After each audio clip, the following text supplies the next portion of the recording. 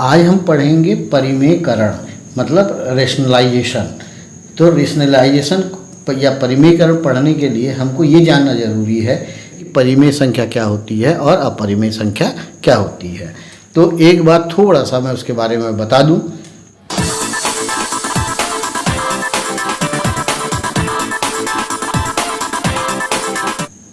Rational number यानी परिमेय संख्या क्या होती है, जैसे 3 हुआ, 5/7 हुआ, 2/5, -4, -3/7, ये परिमेय संख्या, इसके बारे में आप लोग जानते हैं। इसी प्रकार अपरिमेय संख्या भी होती है।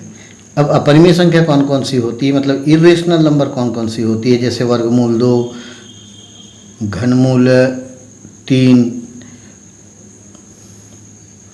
चतुर्थमूल 7, इस प्रकार की जो वर्गमूल 11, इस प्रकार की जो संख्याएं हैं उसे हम क्या कहते हैं, अपरिमेय संख्या कहते हैं। अब समझते हैं कि परिमेयकरण होता क्या है। परिमेयकरण का मतलब ये है कि अपरिमेय संख्याओं को परिमेय संख्या में परिवर्तित करना। हम क्या करते हैं, जो अपरिमेय संख्या होती है उसको परिमेय संख्या में बदल देते हैं। इसमें हम 2 प्रकार के परिमेयकरण करते हैं, एक अंश का परिमेयकरण करते हैं और दूसरा हर का परिमेयकरण करते हैं। जनरली हम लोग क्या करते हैं, हर का परिमेयकरण ही करते हैं, अंश का बहुत कम करते हैं। जो बड़ी कक्षाओं में जो गणित लेके पढ़ते हैं उनके लिए ये कभी कभी ज़रूरत पड़ती है। तो इस वीडियो में मैं आपको हर का परिमेयकरण बताऊंगा। पहले छोटे छोटे प्रश्नों को बताऊंगा और उसके बाद मैं बड़े प्रश्नों को लूँगा। हो सकता है कि उसके लिए मुझे दूसरी वीडियो बनानी पड़े। अभी मैं ऐसे प्रश्न लूँगा जो छोटे हैं और जल्दी से आपको समझ में आ जाए। यहाँ मैंने सबसे छोटा प्रश्न लिया है। तो यहाँ पर क्या है, 1/√2 है। हम हर का परिमेयकरण कर रहे हैं, मतलब हर में जो अपरिमेय संख्या है उसको हमको परिमेय संख्या में बदलना है। तो इसके लिए बहुत सीधा तरीका ये है कि यहाँ पर कितना लिखा, √2 लिखा है, तो हम ऊपर और नीचे √2 का गुणा कर देंगे। किसी भी परिमेय संख्या में किसी संख्या का गुणा और भाग कर दिया जाए तो मान में कोई परिवर्तन नहीं होता है। तो यहाँ पर √2 है तो हमने √2 का ऊपर और नीचे गुणा कर दिया। अब इससे होगा क्या, अब ये देख लीजिए, √2 और 1 का गुणा होगा तो ये हो जाएगा √2, और यहाँ पर √2 मैंने पिछली वीडियो में बताया था, √2 और √2 कितना हो जाता है, 2 हो जाता है। अब आप यहाँ पर देखें कि जो हर में जो संख्या है वो अपरिमेय से परिमेय बन गई। इसी को हम क्या कहते हैं, हर का परिमेयकरण। अब इस प्रश्न में ध्यान दें, बिल्कुल सेम टू सेम है, हमको लगाना भी वैसे ही है कि 1/√10 है तो हम 1/√10 लिख दिए। जो वर्गमूल में जो संख्या है उसी को हम ऊपर नीचे गुणा कर दिए, √10 गुणा /√10। तो इससे क्या हो गया, √10 से कम √10 और नीचे √10 है, √10 है तो ये कितना हो जाएगा, 10 हो जाएगा। इस प्रकार से हम परिमेयकरण कर लेते हैं।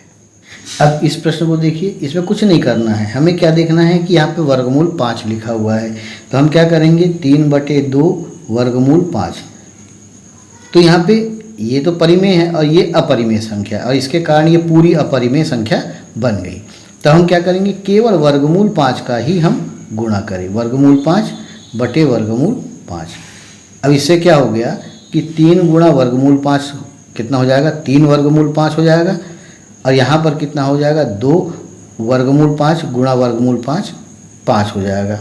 तो यहाँ पर कितना आ जाएगा, 3 √5 2 पंजे 10। तो इस प्रकार से हम परिमेयकरण कर लेते हैं। अब ये अगला प्रश्न है, इसको मैं आपको 2 तरीके से बताऊंगा।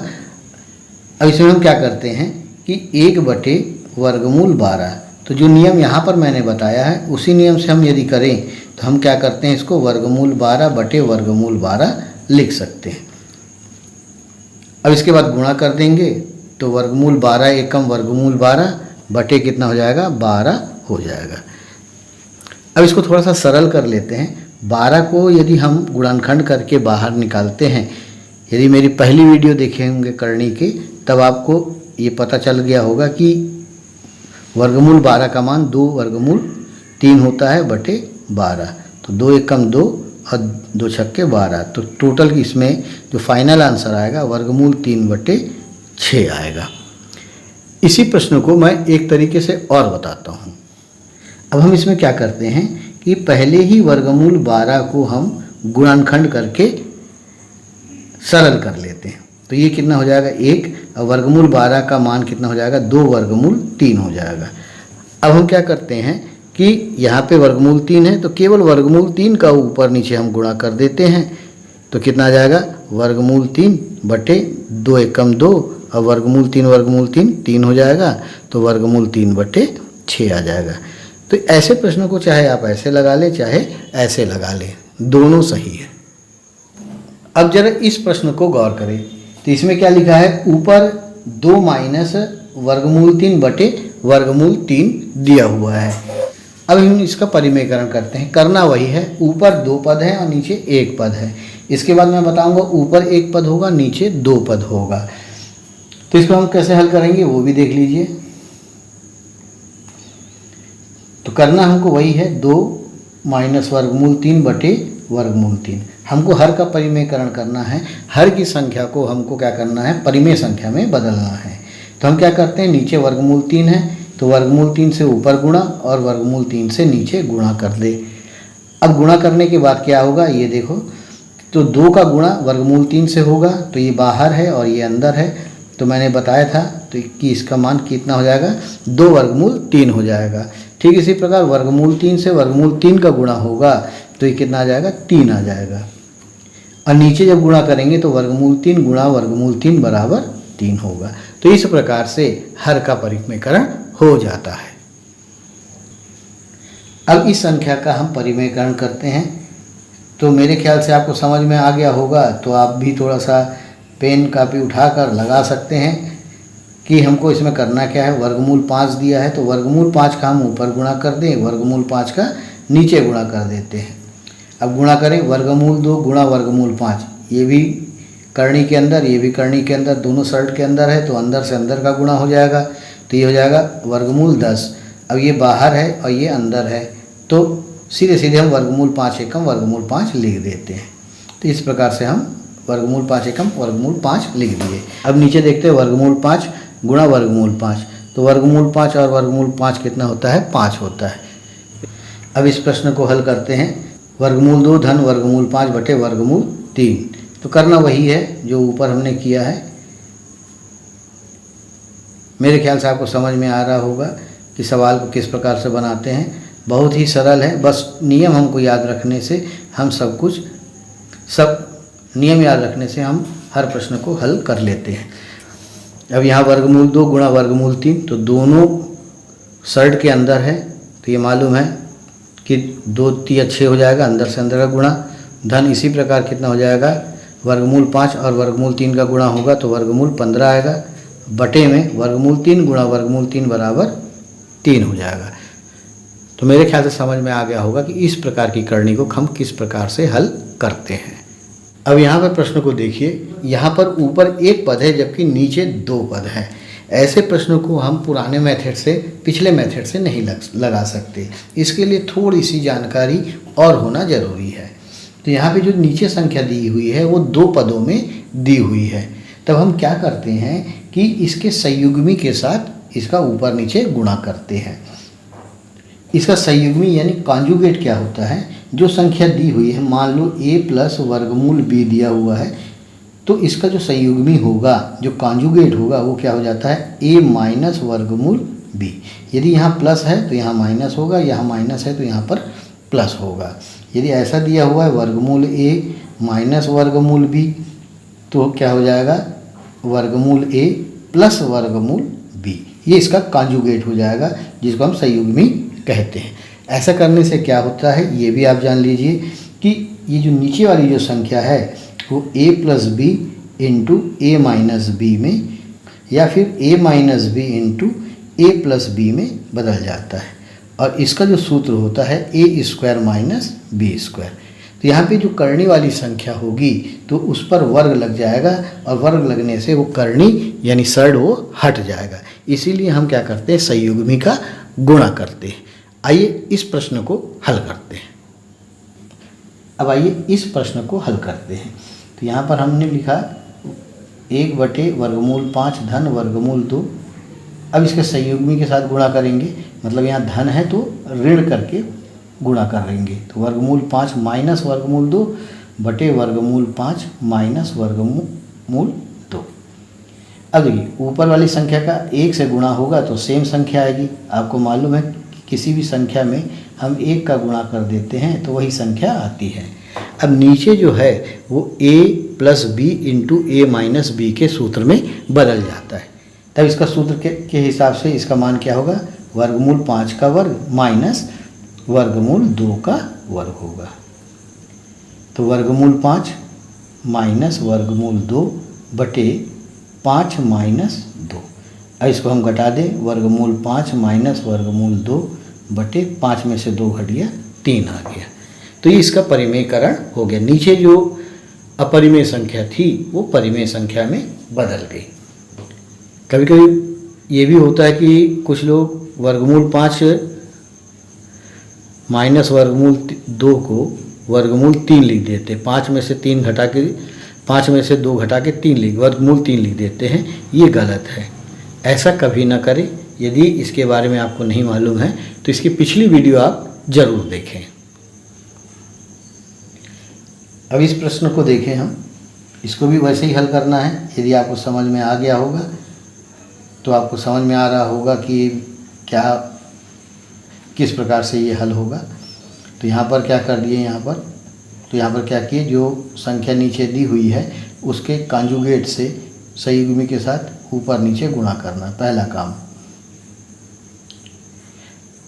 अब इसके बाद गुणा करें तो वर्गमूल 5 गुणा वर्गमूल 7, तो दोनों वर्गमूल के अंदर है तो कितना हो जाएगा, वर्गमूल 35 धन वर्गमूल 5 वर्गमूल 5 5 हो जाएगा। इसके बाद यहाँ पर a minus b into a plus b है, मतलब a का वर्ग माइनस b का वर्ग। अब इसके बाद क्या करना है हमको, वर्गमूल 35 धन 5, इसको कुछ नहीं कर सकते, इसको जोड़िएगा नहीं तो गलत हो जाएगा। वर्गमूल 7 का वर्ग 7 माइनस वर्गमूल 5 का वर्ग 5 हो जाएगा, धन वर्गमूल 35 धन 5 बटे 2। तो यहाँ पर इस प्रकार से सवाल को हल कर लेते हैं, बहुत इजी है। अब इस प्रश्न को हल करते हैं। 7 वर्गमूल 2 बटे 2 वर्गमूल 3 माइनस 3 वर्गमूल 2। इसमें भी वही करेंगे, इसके कॉन्जुगेट से हम गुणा कर देंगे। तो इसका कॉन्जुगेट क्या हो जाएगा, 2 वर्गमूल 3 धन 3 वर्गमूल 2 होगा। इसी प्रकार नीचे भी हम लिख दें, धन 3 वर्गमूल 2। इसके बाद की जो वीडियो मैं बनाऊंगा उसमें ऊपर भी 2 पद होगा और नीचे भी 2 पद होगा, परंतु दोनों में नियम जो है बिल्कुल समान होंगे, नियम नहीं बदलेगा, नियम यही रहेगा। बस थोड़ा सा कैलकुलेशन ज़्यादा हो जाता है क्योंकि यहाँ पर 2 पद होते हैं।